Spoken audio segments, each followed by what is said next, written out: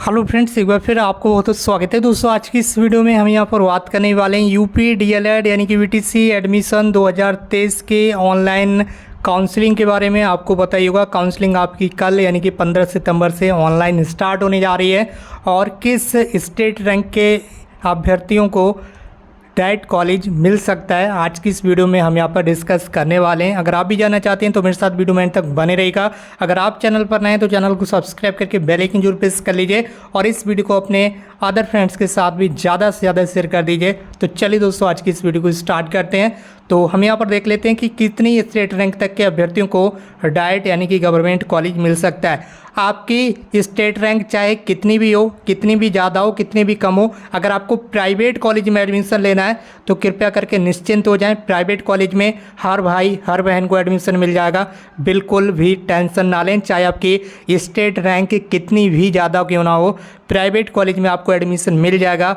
बस ये हो सकता है कि आपको अपना ज़िला छोड़ना पड़ सकता है, दूसरे ज़िले में जाना पड़ सकता है अधिक रैंक वाले स्टूडेंट्स को, लेकिन एडमिशन मिल जाएगा, ये कन्फर्म है। ठीक है, तो आप उससे बिल्कुल भी ना घबराएं। अगर आपकी स्टेट रैंक 2,40,000 से ज़्यादा है तो बिल्कुल भी ना घबराएं। ठीक है, 15 अक्टूबर तक फर्स्ट फेज़ की काउंसलिंग चल रही है।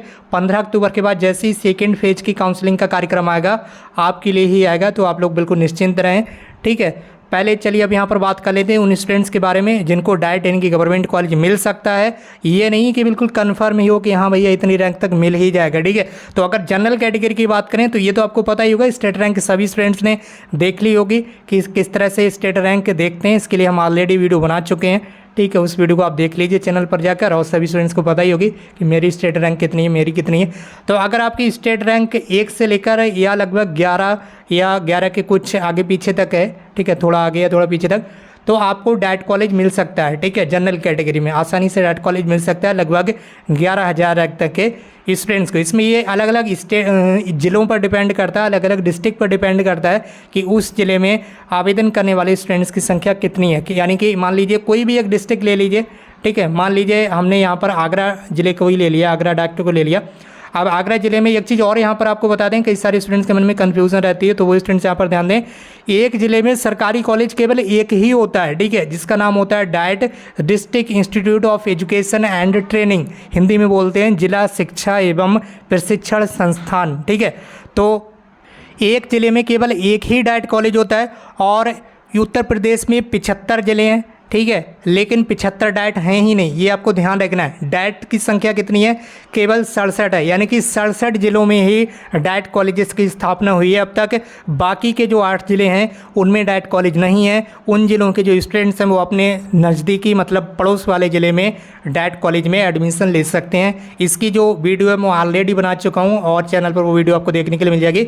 इसके अलावा यूपी डीएलएड का जो ऑफिशियल नोटिफिकेशन जारी होता है उसमें इससे पूरी तरह से बताया जाता है कि कौन से ज़िले के स्टूडेंट्स का डाइट कॉलेज कौन सा है। ये लगभग 8 ज़िले ऐसे हैं जिनमें डाइट कॉलेज नहीं है, बाकी ज़्यादातर सभी ज़िलों में डाइट कॉलेज है। तो हम यहाँ पर बात कर रहे थे कि मान लीजिए आगरा ज़िले का ही हम मान लीजिए आगरा ज़िले में डाइट कॉलेज अवेलेबल है और आगरा ज़िले में ही सबसे ज़्यादा प्राइवेट कॉलेजेस की भरमार है। लेकिन हम बात कर रहे हैं जिला शिक्षा प्रशिक्षण संस्थान की, ठीक है, यानी कि डाइट कॉलेज की। अब इस ज़िले में जितने भी स्टूडेंट्स इस डाइट को सिलेक्ट करेंगे काउंसलिंग में, तो वहाँ पर कुछ स्टूडेंट्स की रैंक ज़्यादा होगी, कुछ स्टूडेंट्स की रैंक कम होगी, यानी कि कुछ स्टूडेंट्स की मेरिट बहुत ज़्यादा होगी, कुछ स्टूडेंट्स की मेरिट कम होगी। अब मान लीजिए यहाँ पर ऐसे स्टूडेंट्स ज़्यादा आ गए जिनकी मेरिट बहुत ज़्यादा है, तो वहाँ पर जो मेरिट है वो बढ़ जाएगी और रैंक जो है वो यहाँ पर कम रहना चाहिए। ठीक है, मान लीजिए यहाँ पर ऐसे स्टूडेंट्स से आवेदन किया जिनकी रैंक बहुत अच्छी है, किसी की 100 है, किसी की 150 है, किसी की 50 है, ज़्यादातर ऐसे ही स्टूडेंट्स आ गए यहाँ पर।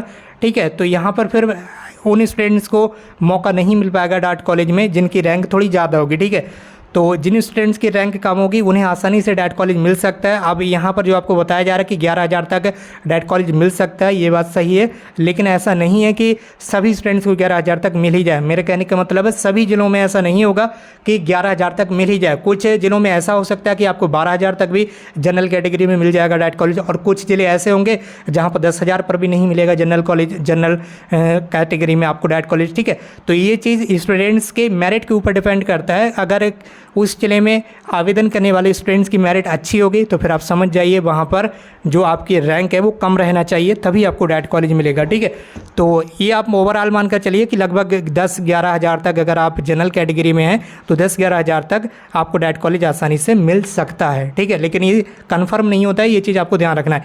EWS में अगर बात करें तो 12 हज़ार तक मिल सकता है, सेम टू सेम वही कंडीशन लागू रहती हैं जो ऊपर मैंने एक बार बता दी। ठीक है, कुछ आगे पीछे भी हो सकता है, ये डिस्ट्रिक्ट वाइज डिपेंड करता है। ठीक, तो उसके बाद अगर बात करें OBC कैटेगरी के बारे में तो लगभग 14 हज़ार या 13 हज़ार या फिर 14 साढ़े 14 हज़ार तक, या मानकर चलिए 15 हज़ार तक भी आपको डैट कॉलेज मिल सकता है।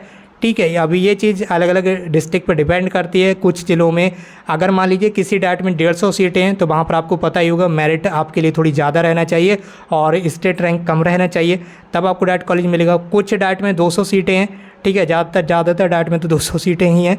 ठीक है, तो वहाँ पर इस तरह से सीटों पर भी डिपेंड करता है, और जो स्टूडेंट्स वहाँ पर उस डैट को सिलेक्ट करना है काउंसलिंग में, उनकी मेरिट पर भी डिपेंड करता है कि उन स्टूडेंट्स की मेरिट अगर बहुत अच्छी होगी तो उनकी जो स्टेट रैंक है वो कम होगी, और अगर आपकी स्टेट रैंक ज़्यादा होगी और उन स्टूडेंट्स की रैंक स्टेट रैंक कम होगी तो पहले उनको मिलेगा जिनकी स्टेट रैंक कम होगी। ठीक है, ये चीज़ यहाँ पर डिपेंड करता है, ये चीज़ आपको समझना पड़ेगी। अब अगर आगे यहाँ पर बात करें आपकी SC कैटेगरी के बारे में तो लगभग मानकर चलिए 16 हज़ार रैंक तक मिल जाएगा। 2-4 रैंक आगे पीछे होगी या 150 से तो कोई प्रॉब्लम नहीं होगी, मिल जाएगा आसानी से। ठीक है, SC ST में ज़्यादा प्रॉब्लम नहीं होती है, अगर 18 से 20 हज़ार तक भी रैंक होगी तो आपको डैट कॉलेज आसानी से मिल जाएगा। ठीक है, इसकी चीज़ अभी आगे एक चीज़ मैं और बताने वाला हूँ, इंपॉर्टेंट चीज़ है वो। ठीक है, तो वो उसके लिए आप वीडियो में तक बने रहिएगा, वो बहुत ही ज़्यादा इंपॉर्टेंट चीज़ है। PH कैटेगरी में भी आप मान कर चलिए 20 हज़ार तक आपको आसानी से डैट कॉलेज मिल सकता है। और ये चीज़ आपको पता ही होगी, फर्स्ट फेज़ में जो फर्स्ट राउंड चलेगा वो रैंक 1 से लेकर 20 हज़ार तक ही चलेगा। ठीक है, ये सबसे इंपॉर्टेंट चीज़ है, यहाँ पर आपको ध्यान देना है। फर्स्ट फेज का जो फर्स्ट राउंड होगा उसमें आपको पता होगा रैंक 1 से लेकर 20 हज़ार रैंक तक के अभ्यर्थियों को पहले काउंसलिंग कराने का मौका मिलेगा, मतलब पहले कॉलेज चूज़ करने का मौका मिलेगा। अब 1 से लेकर 20 हज़ार रैंक तक के जितने भी स्टूडेंट्स होंगे वो डैट कॉलेज को चूज़ कर सकते हैं। ठीक है, 20 हज़ार तक सभी स्टूडेंट्स को डैट कॉलेज चूज़ करने के लिए मिल जाएगा, चाहे वो ऊपर से लेकर नीचे तक किसी भी कैटेगरी से बिलोंग करते हो, चाहे वो जनरल के स्टूडेंट्स हों, EWS के, OBC SC ST किसी भी कैटेगरी के आप स्टूडेंट्स हों। अगर आपकी रैंक 20 हज़ार तक है या उससे कम है तो आपको डैट कॉलेज के सिलेक्ट करने के लिए तो मिल जाएगा। आप सभी कॉलेज सिलेक्ट कर लीजिए, कोई प्रॉब्लम नहीं है। यूपी में जितने भी डैट कॉलेज हैं आप सिलेक्ट कर लेंगे। ठीक है, लेकिन आपको डैट कॉलेज मिलेगा या नहीं मिलेगा ये कंफर्म नहीं होगा। अगर आपकी रैंक 10 हज़ार प्लस रहेगी जनरल कैटेगरी में तो आपको डैट कॉलेज मिलना मुश्किल होगा। अगर OBC में लगभग 15 हज़ार से ऊपर रहेगी, ठीक है, तो आपको डैट कॉलेज मिलना मुश्किल रहेगा। ये चीज़ मैं इसलिए बता रहा हूँ ताकि जिन स्टूडेंट्स की रैंक इस टाइप से हो वो डैट के साथ में प्राइवेट कॉलेज को ज़रूर चूज़ करें, क्योंकि यहाँ पर जो आप शुरू में काउंसलिंग कराएंगे 1 से लेकर 20 हज़ार तक रैंक तक के स्टूडेंट्स तो उनके लिए सारे कॉलेज ओपन रहेंगे, कोई भी सीट फुल नहीं होगी उनके लिए। ठीक है, क्योंकि शुरू में ही उनकी काउंसलिंग हो रही तो सभी सीटें खाली पर दिखाएगा उसमें, तो सभी स्टूडेंट्स उस डैट कॉलेज को सिलेक्ट करेंगे जितने भी डैट कॉलेज वहाँ पर शो होते होंगे। लेकिन जिन स्टूडेंट्स की रैंक 18 हज़ार 19 हज़ार या 20 हज़ार है जनरल और OBC कैटेगरी में, वो स्टूडेंट्स डैट कॉलेज के भरोसे ना बैठें, वो डैट के साथ साथ में अपने प्राइवेट कॉलेज को भी चूज़ कर लें ताकि बाद में कोई झंझट ना हो फीस वगैरह का। ठीक है, तो उसके डैट के साथ में प्राइवेट कॉलेजों को भी चूज़ करें जिन स्टूडेंट्स की rank general EWS OBC category में 15 हज़ार से ऊपर रहेगी। ठीक है, ताकि आपको एक ही बार में कोई ना कोई कॉलेज मिल जाए। इस तरह से आपको काउंसलिंग कराना है और ज़्यादा से ज़्यादा कॉलेज आपको चूज़ करना पड़ेंगे। एक चीज़ आपको और यहाँ पर मैं आपको बता दूँ, फर्स्ट फेज की काउंसलिंग जो है वो 5 अक्टूबर तक चलेगी। सभी स्टूडेंट्स कॉलेजेस को चूज़ करेंगे। अब 5 अक्टूबर के बाद 15 अक्टूबर तक एडमिशन होंगे फर्स्ट फेज़ के। अब 15 अक्टूबर तक कुछ ऐसे स्टूडेंट्स भी होंगे जिन्हें डैट कॉलेज मिल जाएगा लेकिन वो डैट कॉलेज में एडमिशन नहीं लेंगे। ठीक है, तो उन स्टूडेंट्स की जो सीट है वो खाली हो जाएगी वहाँ से। अब जब नेक्स्ट फेज की काउंसलिंग होगी सेकेंड फेज की, उसका डेट अलग से आएगी, वो हम जब डेट आएगी तभी बताएंगे।